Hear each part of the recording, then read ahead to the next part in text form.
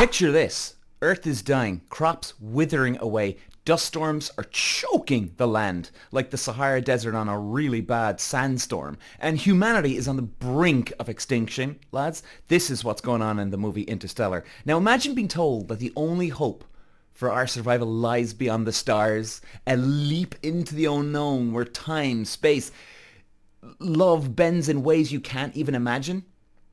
This is what happens in this movie, and let me tell you, if you haven't seen it, you're depriving yourself of one of the most profound, emotional, and awe-inspiring cinematic experiences of all time, and Hans Zimmer just slam dunk the score of this movie. Interstellar doesn't just dabble in conflict, lads. It thrives in it. You know, the Earth is turning into a kind of a barren wasteland as we're speaking. Humanity never been closer to extinction, but the real kicker is the only way out is a wormhole near Saturn. Now listen, lads, you've probably heard me say this before. I'm not a sci-fi geek, right? I detest the stuff. But again, actually, you know what? This is one of the ones. And again, this is Christopher Nolan, right?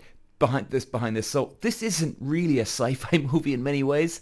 And, you know, it leads to a potential habitable planets light years away. Now you got Matthew McConaughey, who's just brilliant in this movie. You know, he's an ex-pilot turned farmer. Who's tasked with leading this impossible mission. And I mean, it really is, lads. You're pretty much thinking it's a suicide mission. But here's the gut-wrenching part. To save the world, Cooper's got to leave his children behind. So, I mean, the stakes really are turned up for this guy. It's unreal. And knowing he may never see them again. And add to that kicking time bomb of space-time, every hour on a distant planet equals years back on Earth. So, like, believe me, wait until you see this and get your head around it, okay? Like, every second, as far as I remember, lads, every tick when they go to one certain planet, okay? It's like a second, and that's worth, I think, 7 years back home. It's crazy. So wait until you see it. Just get your head around that one. It's madness. Interstellar is the brainchild of Christopher Nolan. Of course, the man, the myth, the legend behind The Dark Knight. Batman Begins, Dark Knight Rises, Inception. I mean, you just know it's going to be good if he's behind this. It was out in 2014. Now, it combines cutting-edge science, which, by the way, it'll take you probably about 20 times to kind of figure out what at least half of the movie what they're on about, unless I'm just a complete dumbass, but yeah, maybe that's it too. But Nolan works closely with physical Kip Thorne to ensure the deception of black holes, wormholes, and time dilation were scientifically accurate, which is awesome, you know? This guy doesn't mess around, man. This movie isn't just entertainment, it's a crash course in theoretical physics that leave your brain buzzing. Hans Zimmer's haunting, hypnotical musical score. It doesn't just complement the story, it amplifies it in such an unbelievable way, pulling you into the epic journey that is Interstellar. And then the journey through the wormhole begins, right, lads? And I mean, the real stakes go through the roof here. You got Cooper, his land on a planet near a black hole where time moves so slowly, lads. You know, that, like I said, 7 years on Earth. I'm thinking to myself, get your head around that, honestly. You know, and then disaster strikes, a colossal tidal wave. I mean, wait until you see this on the screen. It's insane, right? Cooper's children, Matthew McConaughey, are now grown. They're angry, they're heartbroken, believing he abandoned them. The emotional weight is crushing.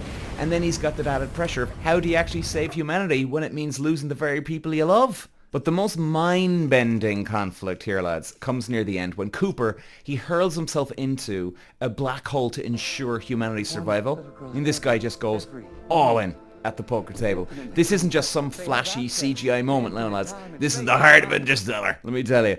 And inside the black hole, Cooper finds himself in a weird fifth-dimensional space, like a tesseract where time is a physical dimension.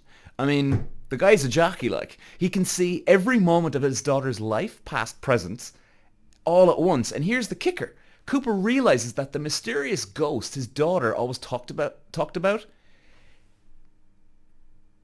it was someone else all along, and I won't say who, communicating through this tesseract using gravity. And then the sheer emotional and scientific complexity of this moment is enough to leave you reeling. Through an act of pure love and sacrifice, Cooper sends critical data back to Earth, allowing humanity to escape the dying planet that's it was forming into. He's rescued, only to discover that his daughter is now an old woman. Again, another weird thing to get your head around. He saved humanity, but lived her entire life without him. I mean,